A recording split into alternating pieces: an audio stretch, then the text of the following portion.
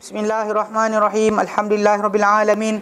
Nahmaduhu wa nasta'inuhu wa nastaghfiruh wa na'udzu billahi min shururi anfusina wa min sayyiati a'malina. Man yahdihillahu fala mudhillalah wa man yudlilhu fala hadiyalah. Asyhadu an la ilaha illallah wa asyhadu anna Muhammadan abduhu wa rasuluh. Allahumma salli ala Muhammad wa ala ali Muhammad kama sallaita ala Ibrahim wa ala ali Ibrahim wa barik ala Muhammad wa ala ali Muhammad kama barakta ala Ibrahim wa ala ali Ibrahim innaka Hamidum Majid. Rabbi shrah li sadri wa yassir li amri wa hlul 'uqdatam min lisani yafqahu qawli. Amma ba'd. Alhamdulillah, kita bersyukur kepada Allah dapat lagi bersama-sama untuk kita meneruskan kelas pengajian kita berkenaan dengan ringkasan Sahih Imam Muslim. Yang mana kita sampai itu pada bab yang ke 23. Bab wajibnya mandi ke atas wajib mandi ke atas wanita bila dia lihat air. Ada kata dia mimpi macam mimpi seorang lelaki, dia nampak air maka dia kena mandi. Okey. Dan hari itu kita ambil sampai pada hadis yang ke 244 kan? 243 244. 244 kan? Okey. Dia kata dalam hadis berkenaan Nabi SAW bersabda, an Aisyah daripada Aisyah radhiyallahu anha, amna imra'atan, bahawa seorang wanita qalat berkata li Rasulillah kepada Rasulullah SAW, hal taqtasilul mar'atu, sambungan hadis lah. Hari tu kita 243 hari tu. Hal taqtasilul mar'atu, adakah mandi seorang wanita idza talamat wa absaratil ma', apabila dia bermimpi dan dilihat air. Faqala na'am, maka Nabi pun bersabda, faqalat laha Aisyah tu, maka berkata pada dia Aisyah, taribat yadaki wa ullas, berdebu tangan engkau dan juga kena lembing lah. Dia kata-kata Aisyah radhiyallahu anha. Kita kata dia Aisyah radhiyallahu anha jaga tak nak bagi Rasulullah SAW rasa segan dan malu. Kadang-kadang soalan-soalan datang daripada wanita-wanita Ansar sebenarnya agak daring. Soalan diorang tanya tu agak ni sikit. Sedangkan Nabi malu nak jawab. Tapi in the end ada satu hadis Aisyah radhiyallahu anha sendiri sebut, dia kata apa? Rahimallahu nisa'al ansar, SWT belas kasihan pada wanita Ansar, lam yamna'uhunnal al-haya', tidak menyekat mereka rasa malu, anit tafaqquhu fid din, dalam memahamkan diri dan agama. Wanita Ansar paling tak takut nak tanya soalan. Dia tanya soalan direct je. Dan Nabi SAW layan jawab soalan tersebut. Cuma kadang-kadang kalau malu, maka isteri Nabi akan ceritakan balik yang sebenar apa yang patut dibuat. Okay, jadi bila Aisyah kata taribat yadaki wa ullat, taribat berdebu lah macam kita sebut itu kan. Dia kadang-kadang ada maksud dia maksud untung, beruntunglah. Ada kata maksud bertanah lah kan, ada kata rugilah dan sebagainya. Tapi kita kata tengok keadaan ayat. Kalau tengah marah, biasa meaning dia adalah inilah maksud dia buruk. Tapi kalau kita cakap baik, ketika tengah-tengah happy dan sebagainya, macam Nabi kata dinikahi wanita kena 4 perkara kan. Nabi kata faz bi zatad din, dapatkanlah dengan yang punya yang punya agama. Taribat yadak, bukan maksud dia berdebu tanah kau, maksud dia untunglah kau. Kan? Jadi tengok cara cakap. Para ulama kata kadang dalam bahasa Arab memang ada lafaz-lafaz yang bunyi dia macam kasar, tapi meaning dia tidak macam tu. Terjemah literally memang salah. La abalaka, izhab la abalaka, pergi, tiada bapak engkau. Engkau tak ada bapak, maksud dia benda tu penting sangat. Wasakla ummah, beratnya mak kau ngandung kau. Maksud dia situ kita kata apa pasal kau ni macam ni kan, kita wasakla ummah, beratlah mak. Beratlah mak dia menganggung kan budak macam ni. Itu ayat-ayat yang something kita kata dalam bahasa Arab sometimes bukan celaan pun. Cuma macam akhir kita kata itu, para ulama kata bahaskan kalau sekiranya benda tu tadi daripada orang yang sayang kita, yang protektif pada kita, kata-kata tersebut walaupun kasar, ia adalah tanda sayang. Kadang-kadang kata daripada musuh kita walaupun bunyi sedap, tapi adalah apa? Celaan. Ia adalah benda yang tu, bagusnya orang Islam, eloknya perangai awak, bukannya benda baik. Dia akan meaning baik sebenarnya. Okey. Jadi bila Aisyah kata pada dia taribat yadaki wa ullat, mana dia kata berdebulah tangan kau, dan juga ullat mana kena lembing lah kata. Maka bersabda Rasulullah SAW, da'iha, biarkan dia dia kata, wa hal yakunu syabahu, dan adakah tidak menjadi, adakah tidak menjadi asyabah, keserupaan, illa min qibali dzalika, melainkan daripada arah itu. Mana the appearance of anak tadi, rupa siapa berdasar pada masalah air tadi. Pasal kita benih manusia tadi, wanita ada benih, lelaki ada benih. Sebab zaman dahulu ahli sains menyangka bahawa manusia daripada rahim. Tahu kan? Ya, saya tunjuk gambar. Gambar. Tak tunjuk gambar kan, tak tahu. Kita tengok depan. Dalam hadis Nabi SAW, ini ke? Bukan. Ini ke? Ini. Ya.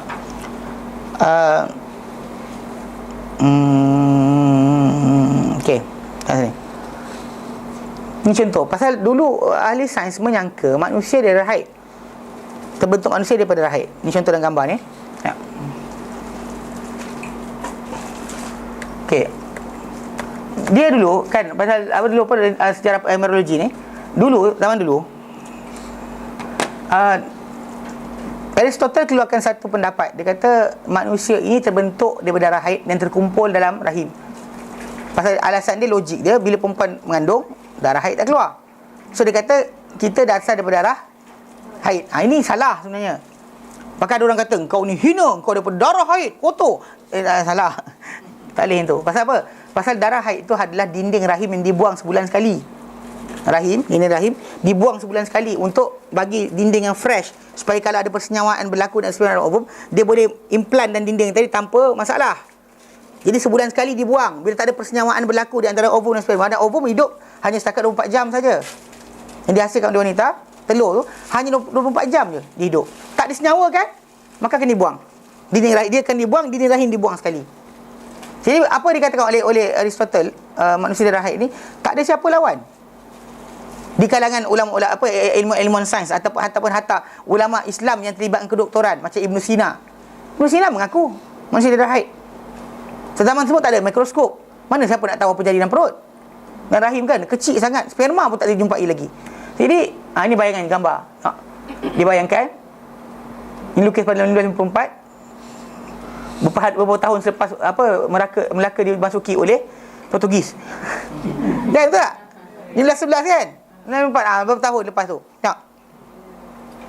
Dia ada apa? Ni. Ini A, rahim dimasuki oleh air mani. Air mani dia berkumpul. Jadi anak. Ini idea salah, tapi ini yang pegang. Hanya manusia tinggalkan pendapat ini selepas daripada ditemui mikroskop ini. Jumpa yang ini mikroskop pertama di dunia, barulah manusia tinggalkan pendapat Aristotle pada 1673. Bila Allen Value and Hook, dia ambil air mani dia letak dekat atas jarum depan tu, kat situ. Dia letak kat situ, jadi bila dia letak kat situ menyebabkan dekat ni, dia letak depan ni. Ni dia ada macam pin kan. Dia letak depan tu. Kemudian dari situ nanti dia tengok dari situ. Dia nampaklah ada sperma berenang-renang. Lepas tu dia keluarkan idea bahawa manusia bukan darah haid. Ulama Islam tak ajar macam tu. Kita dalam hadis Nabi ajar kita darah air. Faham? So secara tak langsung kita kata pendapat yang kata manusia daripada darah haid ni sebenarnya bukan ajaran Islam. Anyway, tapi ulama orang kita suka buat kata itu darah haid. Okey, salah. Jadi dengan sebab itu kita balik pada hadis Nabi SAW. Memang kita kata benih lelaki wanita tu ada, lelaki ada benih, wanita ada benih. Benih tersebut adalah asas yang diajar dalam agama. Bahkan keserupaan anak mengikut pada mak atau bapak. Kerana apa? Kerana manusia ni kita kata daripada benih bapak dan mak. Sebenarnya kalau PowerPoint dia ke depan sikit, orang-orang ahli sains menyangka bahawa manusia ni lelaki ada separuh tu mengatakan lelaki lah punca anak. Jadi perempuan tak ada sebarang peranan. Hanya macam tanah je. Kalau boleh tanam kat sini, anak akan tumbuh sini. Tapi pasal boleh duduk dalam rahim dia, dah rahim dah. Dia tak tahu bahawa wanita tu pun ada benih juga. So kalau ikutkan macam kita belajar genetik, kita ni 23 separuh 23 kromosom kita daripada bapak, 23 daripada mak. Digabungkan jadilah kita. Sebab keserupaan kita kadang ada lebih kepada keluarga perempuan dan lelaki. Jadi kat sini Nabi sebut. Nabi kata, bukankah bukankah tidak terjadinya keserupaan melainkan daripada arah itu. Betul Nabi sebut, idza ala ma'uha ma'ar rajuli. Bila ala melampau melampau yang kita terangkan. Ma'uha airnya, ma'ar rajuli air lelaki, asbahal waladul akhwalahu akan serupalah budak tersebut bapa-bapa saudara dia belah mak khalun akhwal. Itu akhwal tu plural bagi khal. Bukan khal cuka tu. Khal cuka punya juga. Khal maksud dia bapa saudara belah mak. Kalau anda kata bapa saudara bapa dipanggil am. Okey, jadi Nabi kata kalau air wanita tadi melampau ke atas air wanita lelaki, maka anak tadi akan menyerupai bapa-bapa saudara dia belah mak. Wa idza ala, dan bila melampau atau lebih, ma'ur rajuli, air wanita lelaki tadi, ma'aha, air wanita tersebut, asbahal waladu, akan serupalah anak tersebut, a'mamahu, bapa-bapa saudara dia belah bapa, his father side. Dia kata air mengatasi air lelaki, maknanya air lelaki yang lebih. Kalau sekiranya jadi rupa anak tu rupa bapa saudara lelaki, ya. Maksud akak apa? Kalau sperm tu dari bapa dia lebih, macam mana dia boleh tak faham? Dia akan Dia macam ni, pasal dia sini. Condition percantuman ada sperma dan ovum tadi memberi peranan. Sebab macam ni. Bila Nabi sebut air mani lelaki putih pekat, air wanita kuning cair, dia sebenarnya campuran tu akan bercampur dalam rahim. Okey.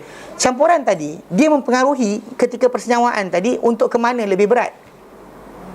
Faham tak? Tu para ulama bahaskan dia sama ada banyak atau awal. Mana keluar dulu atau mana lebih banyak. Pasal bila kata sperm, bukan kita tak macam sperm, dia kata air. Nabi tak kata sperm tu. Nabi kata air tu. Pasal bila campuran, macam nanti kita belajar satu hadis lagi yang Nabi tentukan masalah jantina anak. How the boy, child tadi jadi lelaki atau perempuan. Pasal yang kawal jantina ni lelaki sebenarnya. Dia ada XY, ada X, ada Y. Yang perempuan hanya keluar X saja. Jenuh belajar hadis, belajar sains juga. Ni masalah yang terang kan ni. Okey. Jadi bila kita kata lelaki yang telur yang wanita keluarkan 23X saja. Yang lelaki keluar 23X atau 23Y. Dia ada half. Atau tengok lebih mana. Okey, tapi dalam masalah kondisi kan, setiap sperma yang berenang itu dia ada kekuatan dia. Yang X dengan Y. Yang X dia akan cergas dalam suasana yang acidic. Yang Y lebih cergas dalam suasana alkalik. Dan memang air mani lelaki bersifat alkali. Air mani wanita bersifat acidic. So kalau air mani lelaki lagi banyak daripada antara perempuan, maksud dia air tadi akan campuran dia, mixture dia lebih kepada alkalik. Lebih pahit. Jadi siapa lebih cergas? Yang jantan lah. Yang Y akan laju. Okey, dan para ulama kata bukan setakat saja. Dan kalau dia kata sekiranya acidic, mana air wanita banyak, air mani lelaki sedikit, maka dia akan apa? Yang lebih laju adalah X. So anak tu akan XX, 46XX. Kalau dia kata yang laju tadi Y, 46XY. So itu dia ada pengaruhan berkenaan masalah jantina. Tapi bila dia kata juga pengaruhan berkenaan masalah, bila apa cantum tadi, apa tekstur yang ada, apa persekitaran dia ada. Pasal ketika air mani tadi dia cantum, dia akan beri kesan juga pada ovum tersebut. Pasal dalam 24 jam segala genetik maklumat bapa dan mak akan dicantumkan. Dia akan terpengaruh dengan suasana sekeliling. Faham tak? Pasal mana kita boleh tentukan lompat-lompat sini kalau lepas nak mengandung buat macam ni jadi jantan, buat macam ni jadi betina, bukan? Kan? Ataupun contoh macam buat macam ni jadi rupa bapa, ini rupa mak. Tak boleh. Kan buat gimnastik sebelah je jadi rupa stabil. Dia tak ada arah. Pasal apa tahu? Benda tu kan pola percantuman di antara apa? Dia ada gambar rajah ni. Tak tunjuk tak nak. Tapi tak tunjuk kan tak tahu juga. Tak tunjuk tak tahu. Okey. Ni tunjukkan. Ni. Even dia ada video sebenarnya. Tapi video tak tunjuk sekarang. Okey. Contoh dia kat sini. Dalam gambar raja sini kot. Okey. Dia contoh sini. Okey. Ini gambar yang tunjukkan berkenaan dengan apa lepas percantuman di antara sperma dan ovum. Okey, bila masuk saja kepala sperma tu, dia ekor dah putus tau. Kepala sperma akan masuk dalam, ekor dah putus. Bila ekor dah putus, dalam masa 24 jam ini akan jadi. Mana akan timbul tadi dua dia lelaki tu punya benih, perempuan tu punya benih, dia akan mula tau. Dia akan polarization berlaku. Dia akan mula nak bercantum menjadi 46 yang baru. Dia 23. Sekarang nak cantum 23 jadi 46 tu, dia kena ada dalam 24 jam tu dia akan ada macam tarik menarik sini. So bila dah bercantum, dia akan jadi makhluk baru. Okey. Sekarang ni diorang bahaskan, ni secara saintifik environment keliling, suhu, kemudian apa acidic atau alkalik dan sebagainya, hormon mempengaruhi apa yang akan jadi polarization tadi. Jadi bila Nabi kata kalau air dia melampau, si wanita tadi ke atas air lelaki, anak tadi akan rupa bapa saudara dia belah mak. Kalau dia kata air lelaki tadi lagi banyak dia air perempuan tadi, maka maksud dia campuran, mixture nutfatul amsyaj tadi, campuran tadi akan lebih banyak kepada suhu tertentu ataupun asidik atau alkalik. Dia juga mempengaruhi sifat budak tersebut yang lebih cenderung kepada belah bapa banding dengan mak. Kalau dia cakap bapa saudara, kenapa tak cakap mak? Pasal bukan mak dia terus. Pasal macam tu, ada orang pun mak dia sebiji. Akan pandang. Bapa saudara sebelah ibu atau bapa saudara sebelah bapa. Tu lah. Kenapa? Taklah, the contribution is from the mother or father. Pasal kita punya genetik, kita kongsi adik-beradik kita. Pasal normally orang tu lebih rupa pak saudara dia banding dengan mak bapak dia sendiri. Perhatikan betul. Kita tengok orang tu, kita akan nampak muka dia macam sebiji, macam fotokopi. Tak, kita tengok bapak saudara dia, mata serupa bapak saudara dia ni. Hidung rupa, dia tak rupa bapak dia, direct bapak. Dia akan rupa direct bapak dia.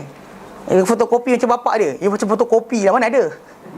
Tak ada rupa direct. Sebab kenapa Nabi terangkan macam tu? Pasal keserupaan. Biasanya orang tu, pasal apa tak? Pasal bila kita sebut tentang genetik seorang manusia tadi, kita tengok adik-beradik dia. Daripada adik-beradik dia tadi, kita dapat the whole maklumat. Faham tak? Kalau dia 5 orang tadi gabungan kepada keseluruhan benih bapak dia, mak dia. Atuk tu punya keturunan daripada 5 orang tadi. Mana atuk budak tersebut. Pasal tak? Dia ada anak. Katakan si atuk ada 5 orang anak. Anak tadi gabungan pada apa? 5 daripada keturunan dia. So bila cucu tu lahir, dia takkan rupa atuk dia direct. Takkan rupa ni direct. Dia akan rupa apa? Kat sini. Tu Nabi kata rupa bapak dia. Pasal kita jumpa bapak dia rupa itulah. Dia mungkin warna kulit bapak dia putih, tengok kelabu. Macam pak saudara dia. Ini hidung macam mak saudara dia. Takkan rupa direct mak dia punya. Faham? Okey. Pasal dia memang kita kata polarization tadi dipengaruhi genetically, dipengaruhi oleh suasana percantuman di antara sperma ovum tersebut sebenarnya. Jadi orang kita tak ni kan. Mana ada gambar, asal gambar sebenarnya. Ini lebih jelas sikit. Cuma yang tu yang tak ni. Ni. Ya. Yang ni dikatakan gambar tu ketika mana sperma ovum tu dia ada polarization tau berlaku. Lepas tu dia akan mula bercantum macam tu. Ni dah tangkap ni, bawa under mikroskop elektronik. Tunjukkan macam mana benih maklumat bapak maklumat mak dalam 24 jam akan bercantum. Ni jantan satu dua bapak satu mak, tak apa jadi lepas tu.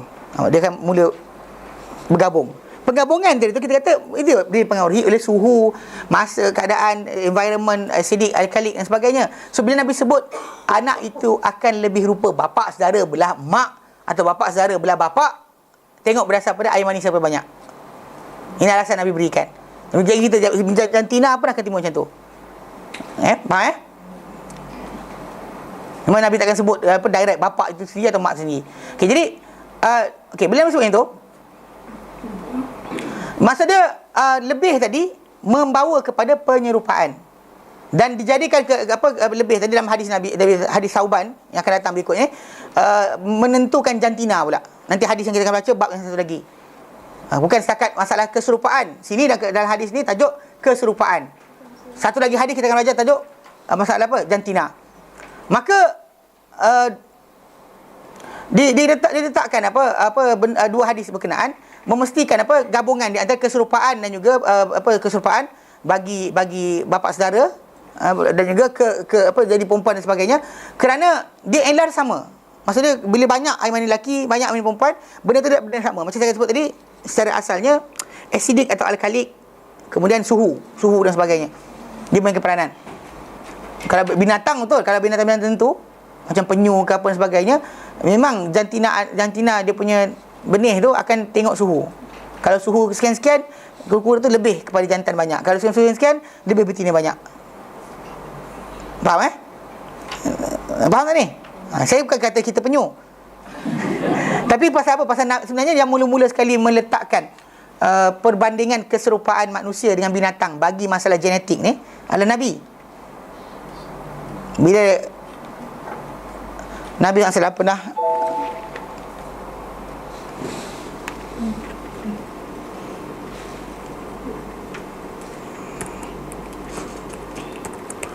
bila seorang lelaki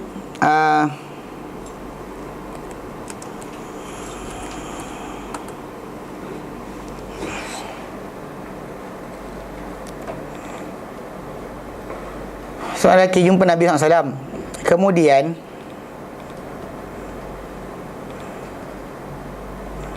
lelaki ni dalam Sahih Muslim, dia ada masalah pasal bini dia lahirkan anak, kala tak kala dia.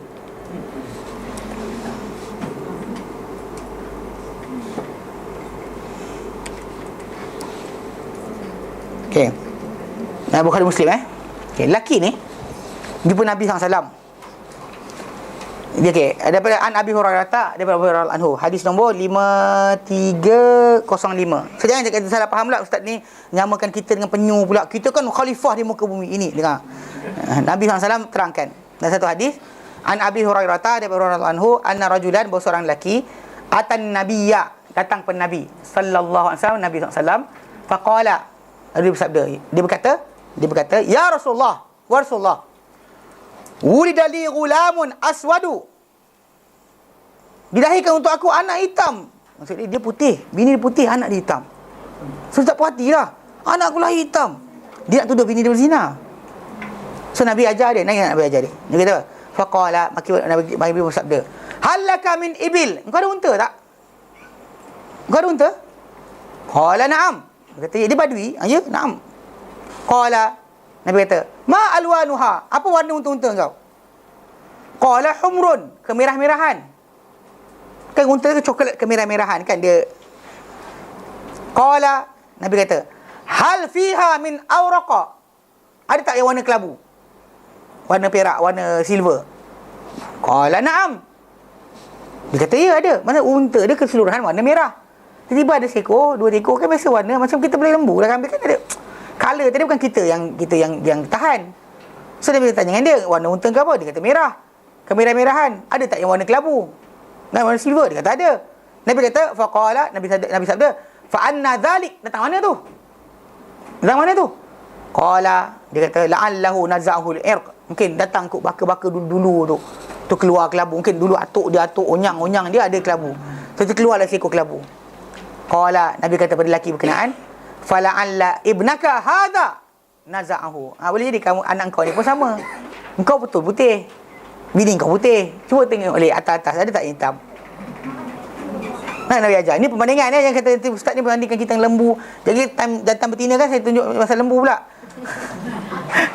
Masalah tu. Ya, tapi pasal ini cara dia. Jadi dalam hadis berkenaan, dia ada hadis Sahih Bukhari, Sahih Muslim, datang Nabi buat bandingan supaya orang tu faham tentang masalah variasi dan keturunan. Bukan mak putih, abah putih, mesti putih. Tak. Kalau keluar kelabu, bukan masalah. Pasal mungkin atuk dia hitam, mana tahu. Onyang dia hitam, mana tahu. Kita tak boleh kata macam tu. Pasal orang kita dia salah faham. Kalau putih, mesti putih. Bahkan kita berlaku zaman Nabi dahulu, ketika dilahirkan Usama bin Zaid. Usama bin Zaid, dia lahir, dia hitam. Bapak dia, Zaid bin Harithah, putih. Mak dia, Ummu Aiman, hitam. Okay, tapi idea pada orang-orang Arab ketika tu, kalau bapak putih, anak mesti putih. Macam bela ayam, bapak dia rinting, anak mesti rinting. Kalau anak je kelabu coklat, ni datang mana ni? Dia marah kan.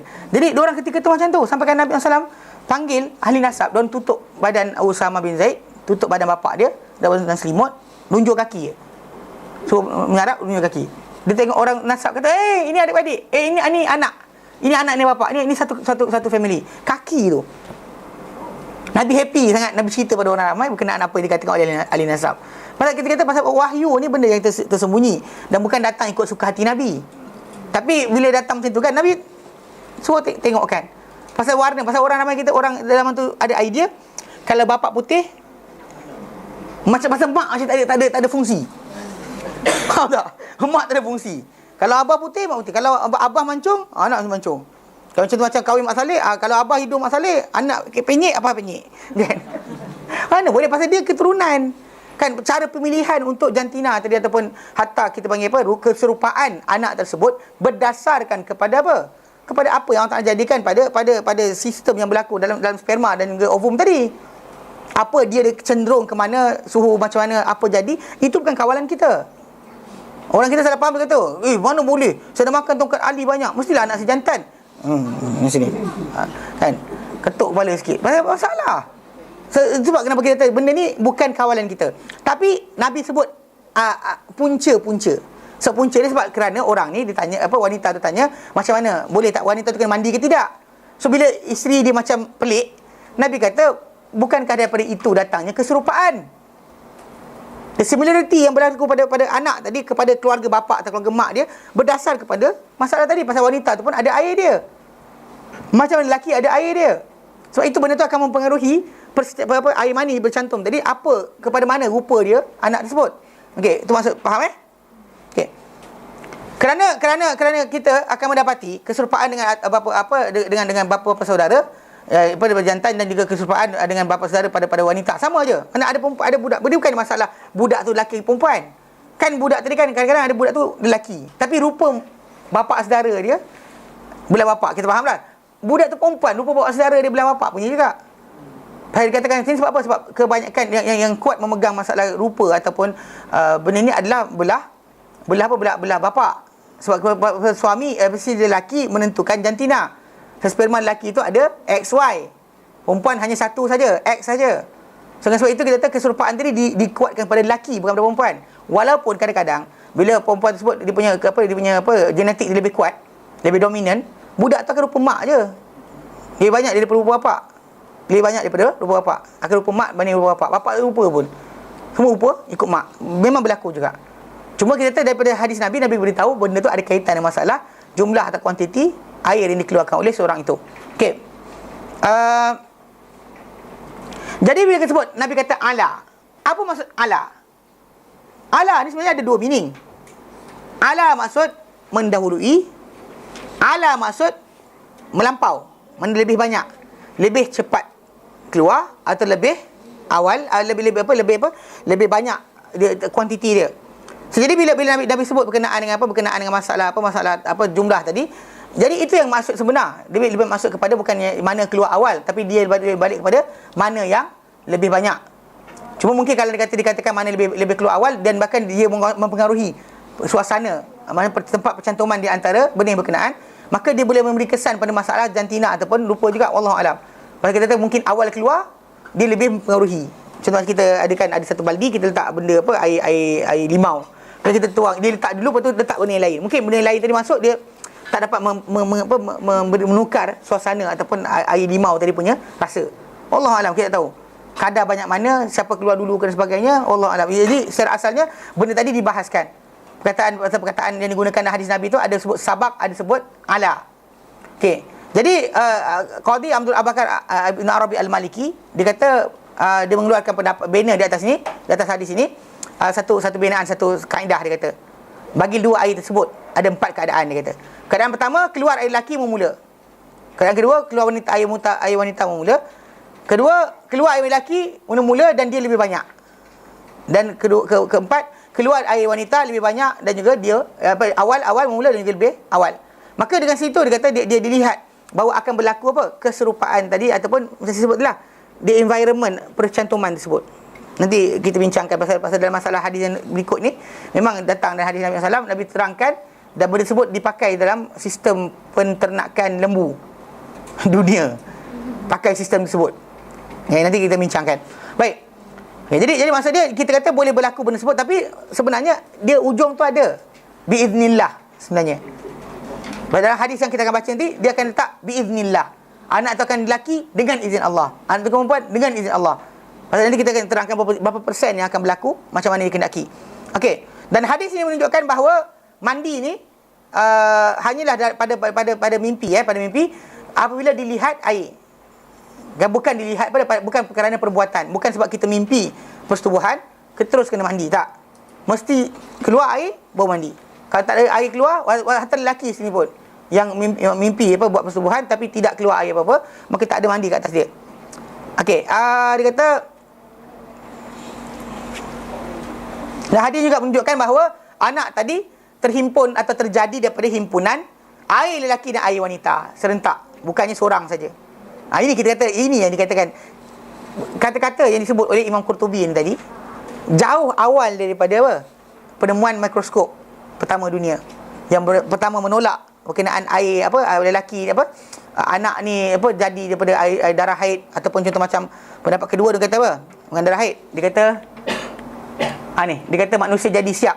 Ni air dia dipegang gambar ni, gambar sejuk ni dia tulis Hard Soccer pada 1694. dia lukis manusia ni telah siap dalam benih lelaki. Dan sperma tu ada homunculus, ada makhluk halus.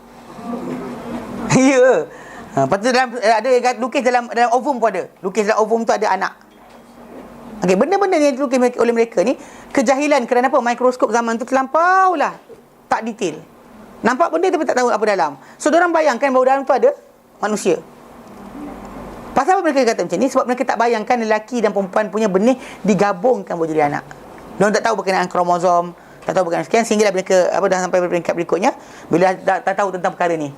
Berlaku berkenaan dengan cerita macam manusia keluarkan lelaki dan wanita keluarkan separuh lelaki separuh wanita. Tengok macam ni dalam gambar ni. Okay. Mana anak tersebut kan, anak yang lahir dia adalah hasil daripada apa? Daripada penggabungan di antara ni. Macam adult female, adult male. Dia orang mempunyai 46. Tapi benih mereka keluarkan 23 aja. Perempuan mengeluarkan 23. Tapi cantuman di antara 23 tadi akan jadi apa? 46. Ganda-ganda jadi anak. Kemudian dia pusing balik cycle dia.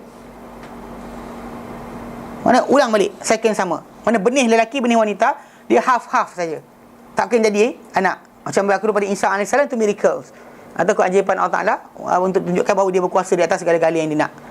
Lahirnya Nabi Isa tanpa bapa.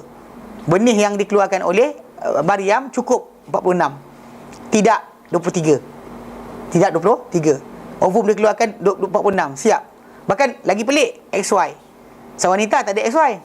Perempuan XX. Perempuan kalau kata ni kan, gabungan ni, kalau yang sperma ni adalah yang Y, maka anak tu akan jadi lelaki. Kalau sperma ni X, anak tu akan jadi 46 XX, maka dia perempuan. Faham? Belajar balik sains. Dua ponteng okay. Tak suka sangat belajar, ambil kau. Okey. Okay, jadi maksud dia bila kita sebutnya tu, okey, bila sebut itu maksud dia hadis tadi mengajar kepada kita berkenaan anak tadi terbentuk daripada air, himpunan di antara air lelaki, air perempuan. Maksud dia benih lelaki wanita, bukan hanya lelaki saja, bukan hanya perempuan saja.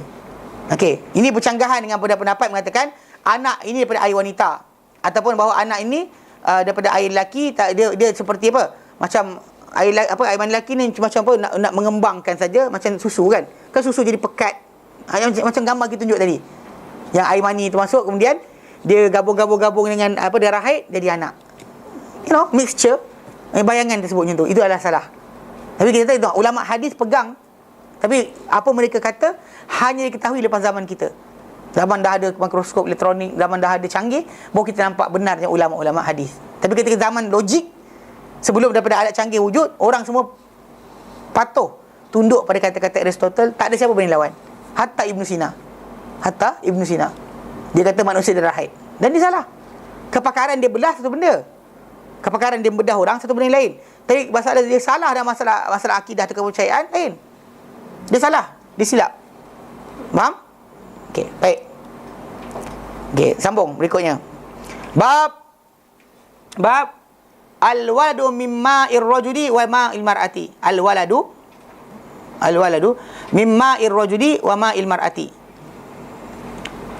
245 an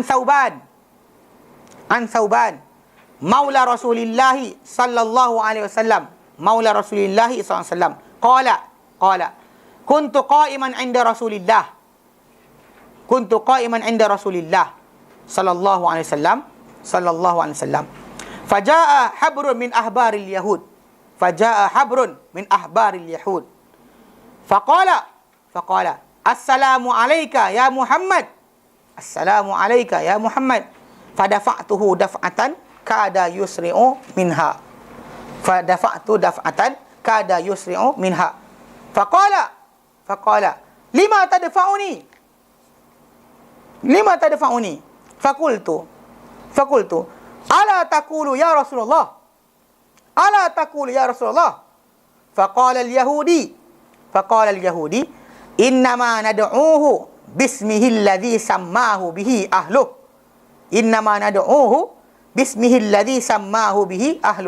Faqala Rasulullah sallallahu alaihi wasallam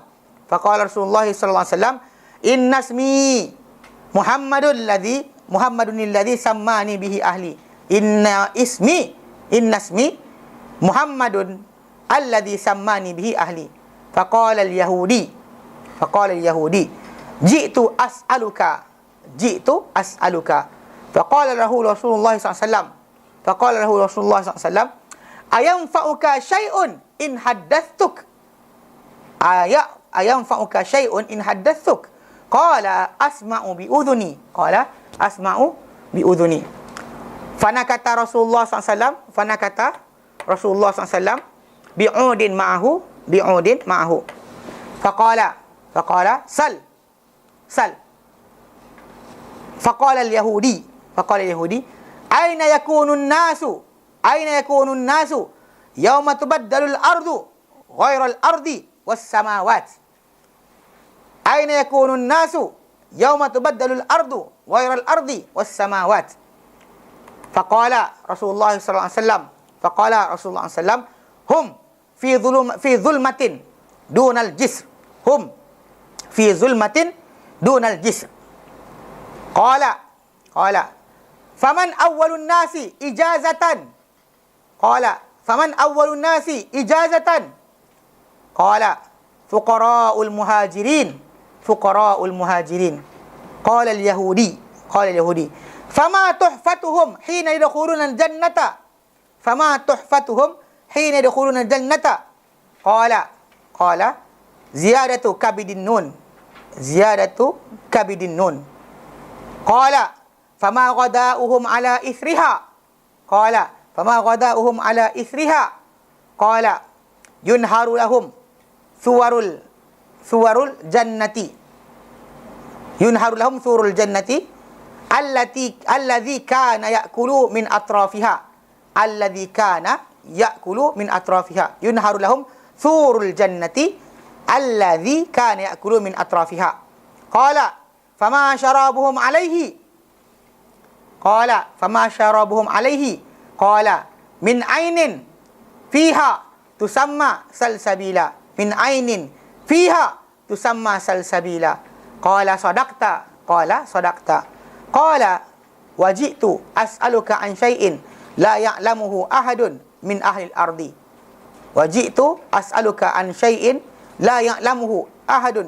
al-ardi illa nabiyyun aw rajulun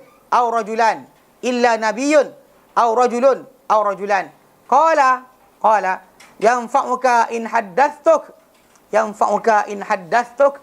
qala asma'u bi udhuni qala ji'tu as'aluka 'anil walad qala Rasulullah SAW ma'ur rajuli abyadu wa ma'ul mar'ati asfaru fa in ijtama'a fa'ala maniyur rajuli maniyil mar'ati adhkara bi'idhnillah wa idha ala maniyul mar'ati maniyur rajuli anatha bi'idhnillah qala al-yahudi laqad sadaqta wa innaka lanabi thumma ansarafa fadhahaba faqala Rasulullah sallallahu alaihi wasallam laqad sa'alani hadha 'anil ladzi sa'alani anhu wa ma li 'ilmun bi syai'in minhu hatta atani Allahu bihi. Ini boleh. Bab al-waladu mimma'ir rajuli wa ma'il mar'ati. Bab anak adalah daripada air lelaki dan air wanita. Mana benih tu? Ada benih lelaki, benih wanita. Bukannya benih salah seorang sahaja. Okey. An Sauban, daripada Sauban, maula Rasulullah, hamba Rasulullah SAW. Atau orang yang tu maula ni maksudnya hamba ataupun orang bawah jagaan atau bawah kawalan Nabi SAW. Dia pasal maula ni maulana tu tuan.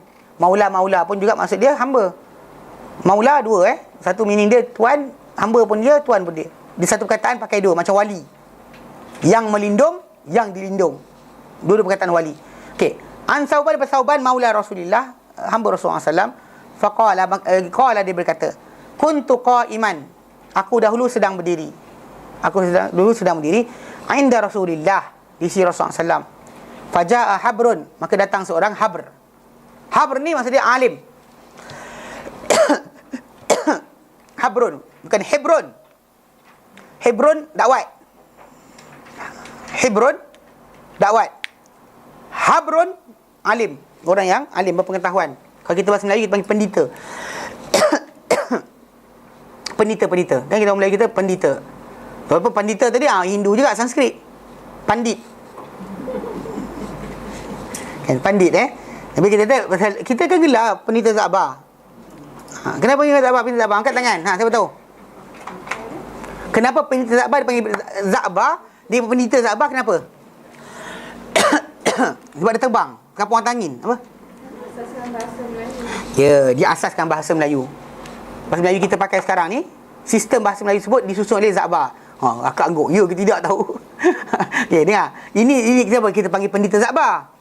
Pasal dia alim bahasa, tahu sangat bahasa Melayu sampai dia yang aturkan sistem berkenaan. So kita cakap zaman sekarang ni, bila saya cakap laju ni, semua daripada aturan sistem dia. Jadi Za'bah Jadi pendeta. Jadi biasa terjemah dalam ni dipanggil pendeta, dan bahkan dipakai pada Yahudi. Kita perkataan asal habrun. Kalau Yahudi ni panggil rabai.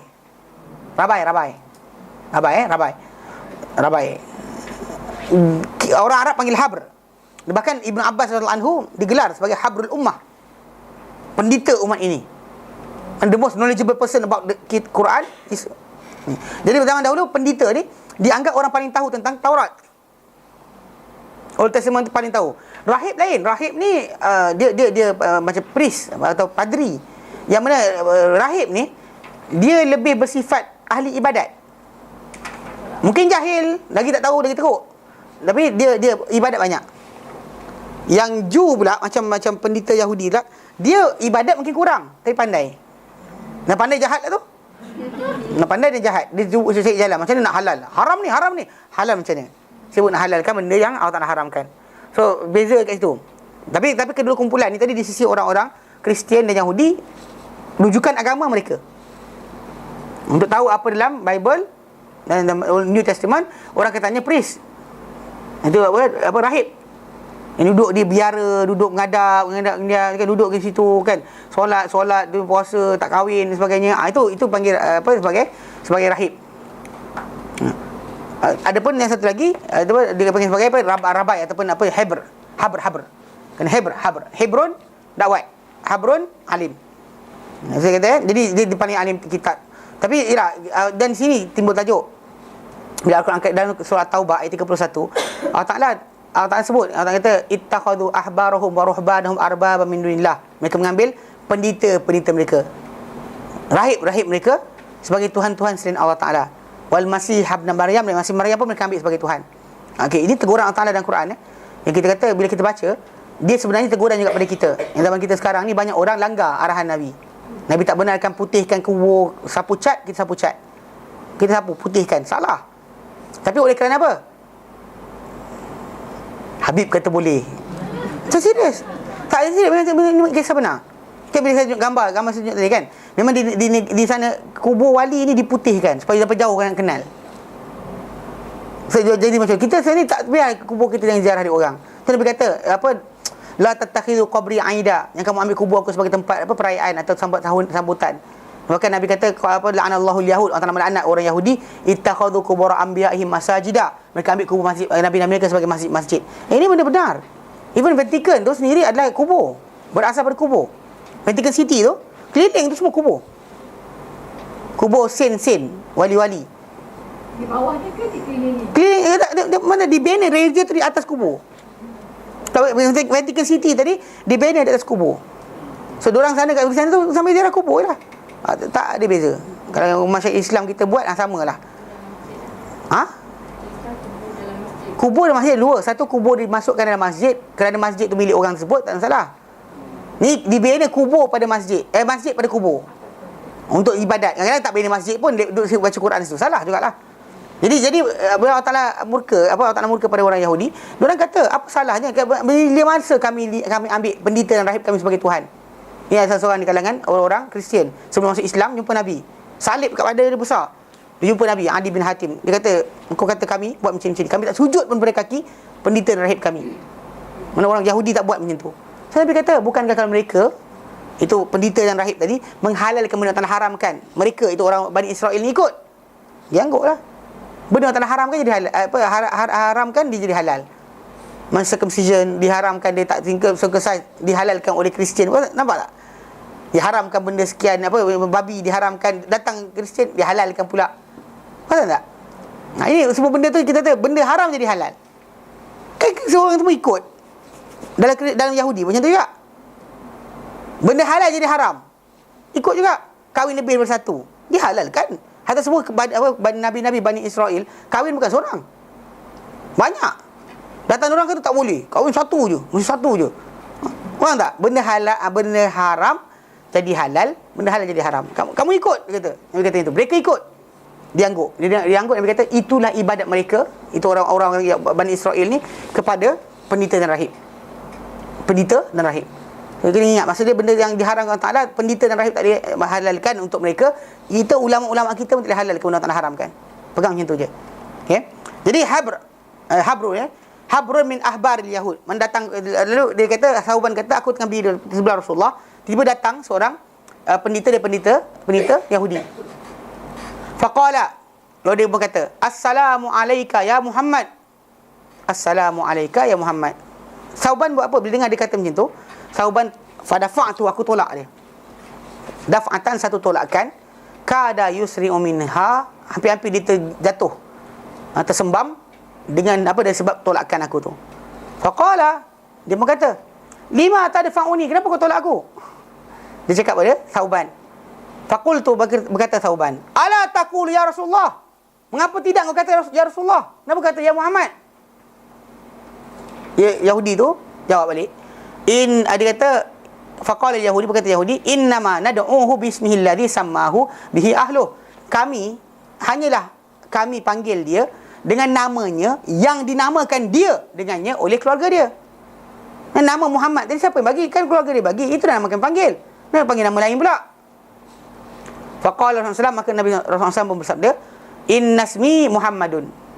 Sungguhnya nama aku adalah Muhammad. Alladhi sammani bihi ahli, yang dinamakan aku dengannya oleh keluargaku. Dia menamakan aku Muhammad. Okey. Faqala Yahudi, berkata Yahudi tadi, jitu as'aluka, aku datang nak tanya kau soalan, untuk bertanyakan kau, untuk menanyakan kau. Faqala Rasulullah SAW, maka bersabda Rasulullah SAW, ayanfa'uka syai'un in haddatstuk, adakah manfaat pada engkau sesuatu? In haddastuka, jika aku ceritakan ia kepada engkau. Aku bercerita kepada engkau, aku jawab soalan engkau, ada manfaat kepada engkau? Nabi kata kepada dia, qala asma'u bi udhuni, aku dengar dengan telinga aku.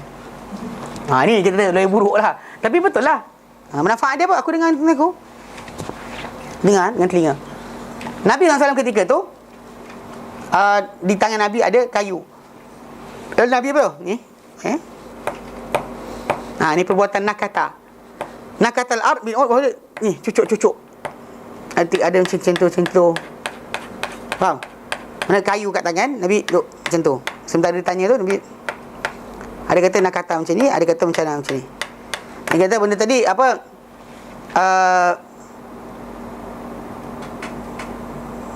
Yang dinamakan kayu berkenaan sebagai mihsarah, yang berlaku pada orang-orang Arab untuk menggunakan dia. Okey? Maksud dia macam ni, kadang-kadang kayu tu kadang menggunakan macam ni. Tu. Tekan kepala. Khasrah di sini. Mihsarah ni tempat untuk garuk-garuk gitu. Pening kepala lah dia kata. Macam tu lah. Jadi kononnya biasanya orang Arab pakai itu. Tapi itu yang setengah ahli hadis kata Nabi biasa pegang kayu itu. Tapi Nabi ada kayu tongkat pendek Nabi lain. Tongkat pendek Nabi tu Nabi gunakan untuk solat. Itu sebab kenapa Nabi bawa tongkat tadi untuk solat. Tapi yang dia kata bawa tongkat bukannya sunnah, untuk ikutan. Nabi bawa kerana zaman Nabi dahulu, kalau Nabi semayang kat mana-mana, Nabi mudah cucuk kat tanah, Nabi solat. Kalau kita rasa nak bawa sana, bawa yang macam apa? Tu, triangle yang apa? Kereta rosak. Bawa kena tak? Tinggi sejengkal. Kita salah faham. Saya ingat ada seorang kawan kita cerita, ada seorang akak tu, dia pakai seban, bawa tongkat pakai seban. Dia pakai serban, tudung macam serban. Tu dia kata sunnah dia tu. Saya kata dengan budak ni kata, kau jumpa kakak tu kata, "Kak, janggut mana?" Kan? Yang janggut tu dia suruh, yang ini Nabi tak suruh pun. Pakai tudung macam serban dan sebagainya, bukan ajaran Islam. Kan tudung. Dia perempuan salah pakai macam jantan. Kan tongkat pula Nabi bawa bukan atas dasar untuk happy-happy jalan-jalan macam cerita macam gaya. Dia kan gaya. So, jadi Nabi ketika dalam hadis ni sebenarnya tak ada ikutkan dia. Nabi ada kayu kat tangan dia, Nabi cucuk gitulah.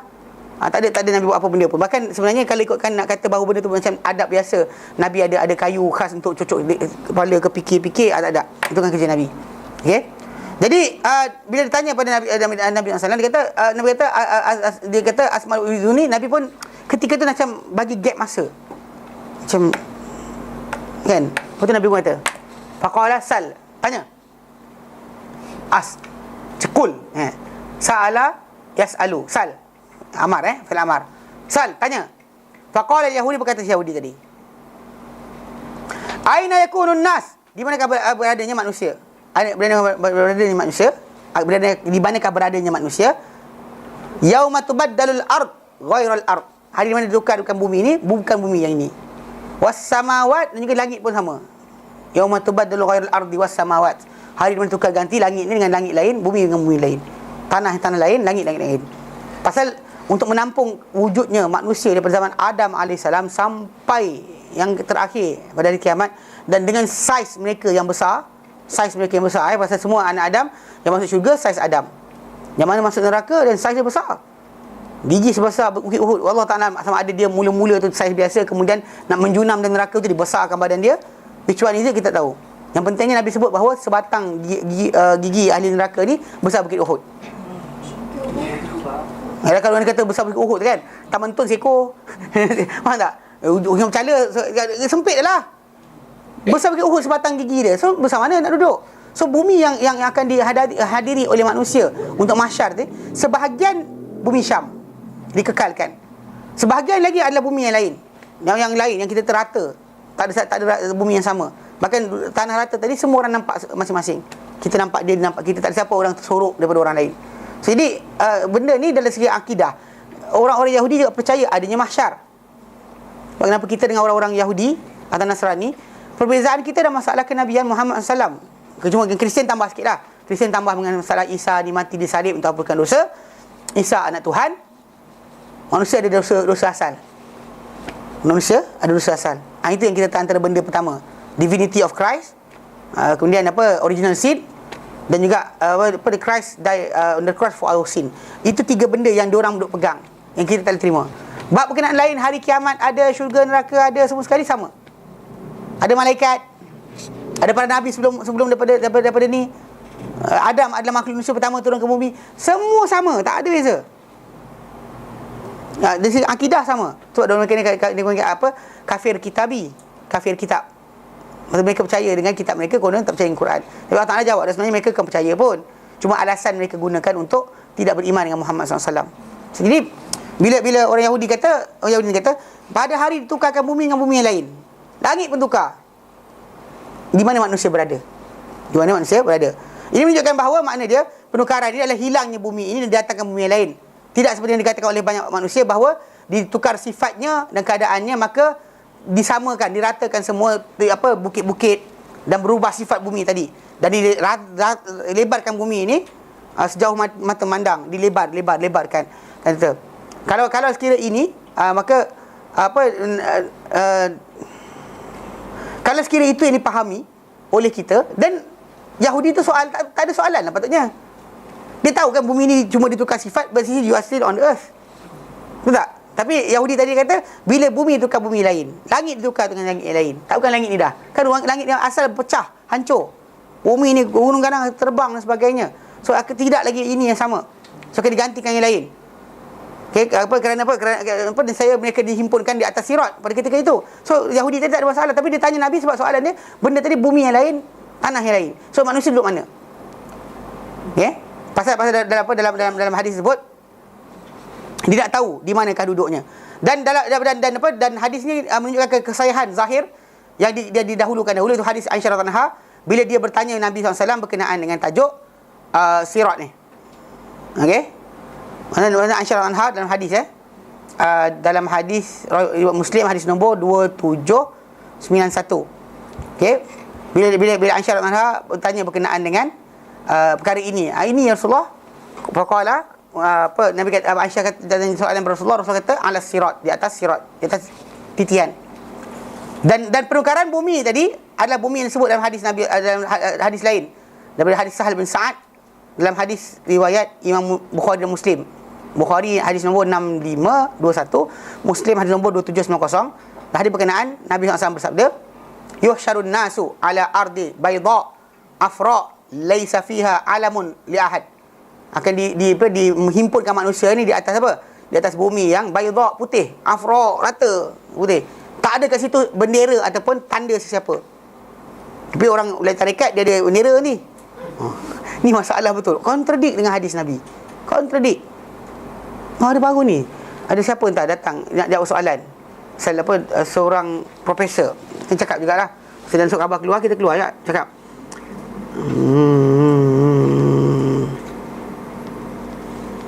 Dia kata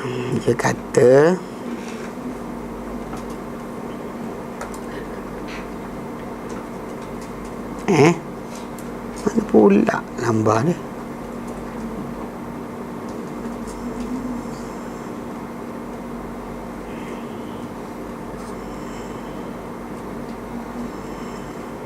Okey.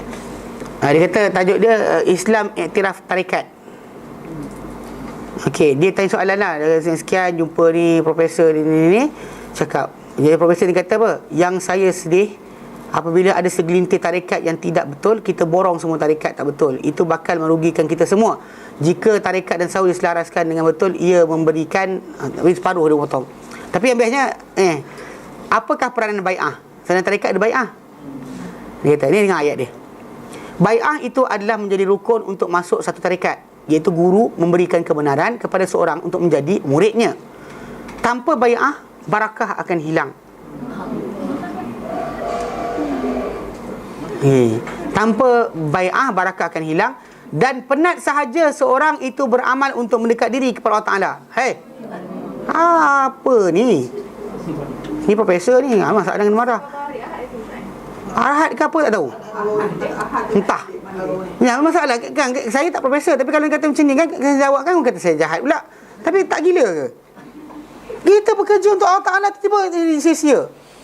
Kerana apa? Kerana tak ada bai'ah. Habis la ilaha illallah wahdahu la syarikalah. Apalah. Mana Allah Ta'ala sia-siakan amalan kita? Kan Allah Ta'ala tak sia-siakan sekecil mana kita buat. Sekecil mana kita buat, Allah Ta'ala terima. Datang dia tak ada bai'ah, habis. Amboi. Tak ada berkat dan apa? Sia-sia. Seriously. Kan macam ni macam ni. Salah saya lagi ke? Jahat lagi saya. Kan? Masalah faham tak? Kagut betul. Pasal dia kata pasal bila di sana tak ada alam, nanti mahsyar rata. Tak ada siapa macam kan? Tak ada. Semua orang masing-masing, nafsi-nafsi. Para anbiya pun nafsi-nafsi. Datang kita tiba-tiba ada guru saya janji nak tunggu kat sana. Sampai sana cari tak jumpa. Mana guru aku? Orang tahu. Rata, Nabi kata rata. Laisa fiha alamun li ahad. Tiada pada bumi itu nanti tanda untuk siapa pun. Tak ada macam bukit ni. Ni Ustaz Adli punya. Yang tu Ustaz Yunus punya. Mana ada? Tak ada siapa pun ada tanda kat situ. Itu dia katakan. Mana? Dan himpunan ni adalah himpunan mereka. Sesudah mana mereka apa? Ini adalah himpunan mereka padanya sesudah mereka berada di atas sirat. Ada kata yang tu wallahu alam, tapi ada kata sebelum sirat sebenarnya. Dia akan dia berkata Al-Muqazi, dia kata dilebar dipanjangkan bumi ini amadal adim. Mana sejauh macam mana dibentangkan apa? Tika kan, lebarkan sebagainya. Dan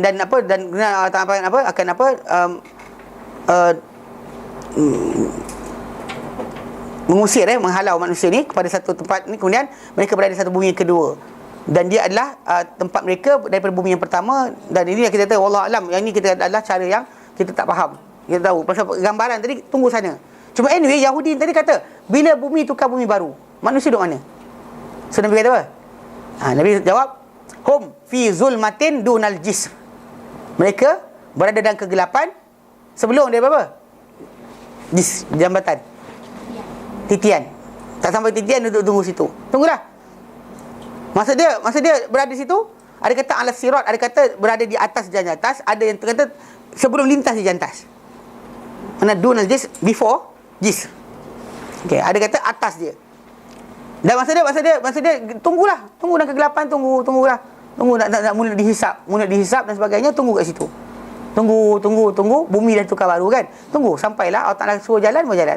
Maka dalam hadis syafaat memang kita tahu permulaan sebelum daripada manusia dalam keadaan kelam kabut tak tahu gimana tadi.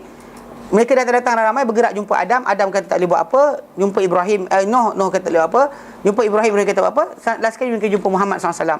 Nabi jumpa Muhammad SAW, Nabi kata ana laha. Kan Nabi sujud di bawah arash, kemudian Nabi puji Allah Taala, puji Allah Taala, yang puji Allah Taala dengan pujian yang dia tak tahu sekarang. Hari kiamat nanti Allah Taala ilham pada dia. Puji Allah Taala, akhirnya Allah Taala kata, ya Muhammad, hey Muhammad, irfa' ra'sak, angkat kepala engkau. Sal tu'tah, mintalah. Engkau diberikan apa engkau minta akan diberikan. Isfa' tu syafa', mintalah syafaat, engkau berikan syafaat. So Nabi akan sebut pertama sekali, ummati ya Rabb, ummati, wahai Tuhanku, umatku. Dan Allah Taala akan suruh, Nabi kata Allah Taala suruh aku masukkan ke dalam syurga. Mana-mana kan umatku yang tiada hisap, tiada azab ke atas mereka. Tanpa hisap. So dia akan masuk straight. The first kumpulan. Lepas mereka ni masuk, barulah manusia mula apa? Bergerak untuk apa? Hisap. Lepas daripada hisap, barulah apa? Titian tu akan datang daripada hisap. Lepas dia timah-timah amal, dan bergerak lintas atas neraka untuk sampai ke syurga. Ada di situ yang kita laluan, yang kita ada orang sangkut jatuh. Dia timbang-timbang dah, tapi rupanya ada benda lain sangkut jatuh. Ada yang cala-cala, ada yang lepas, ada yang laju macam kilat. Tapi itu orang yang kena hisap. Kena hisap lagi tu, laju sekelip mata sampai dah, hisap. Yang laju macam kuda, macam kilat, hisap. Kena hisap lagi tu. Masih lintas atas sirat. Tu maksud dia kita tekan sebagai kedudukan mereka. Jadi itu kedudukan yang berlaku. Jadi dan dia kata faman awwalun nasi ijazatan. Manusia manakah mula-mula sekali melintas? Kata Yahudi berkenaan. Qala, baginda bersabda, fuqaraul muhajirin, orang-orang miskin, orang fakir di kalangan apa? Muhajirin. Orang mula sekali. Sebab kenapa kita kata kita tak minta miskin, tapi Allah Taala beri kekurangan pada seorang di dunia, tapi kelebihan di akhirat adalah benda lebih besar. Kita don't ask for, jangan cari susah. Tapi kalau anda kata Allah Taala bagi susah dan anda bersabar, di sana ada kebaikan. Susahkan diri, itu nama dia bangang. Okey, kan? Tapi kita dah try untuk buat baik, tapi tak dapat kemudahan. Redha. Itu beza dia. Pasal orang muhajirin, orang fakir muhajirin datang pindahkan, tinggal semua sekali. So memang miskin sungguh. Yang muhajirin tadi datang bukannya daripada Mekah je tahu. Pasal dikira juga Abu Hurairah yang bukan dari Mekah pun dikira sebagai muhajirin. Siapa yang datang ke Madinah berhijrah, itu semua mereka. Pasal datang tak ada harta, masuk ke Madinah tak tahu nak duduk mana, separuh duduk di tepi masjid dan sebagainya untuk tunggu sampailah ada harta dan sebagainya untuk mereka boleh buat rumah dan sebagainya. Itu cerita dia. Ada separuh tu dikata sebagai apa orang-orang yang datang ke Madinah tak ada keluarga dan sebagainya. Itu macam tu keadaan mereka. Bukan hanya daripada Mekah saja. Muhajirin ni bukan hanya Mekah. Cuma muhajirin yang awal, orang Mekah. Muhajirin yang awal, orang-orang Mekah.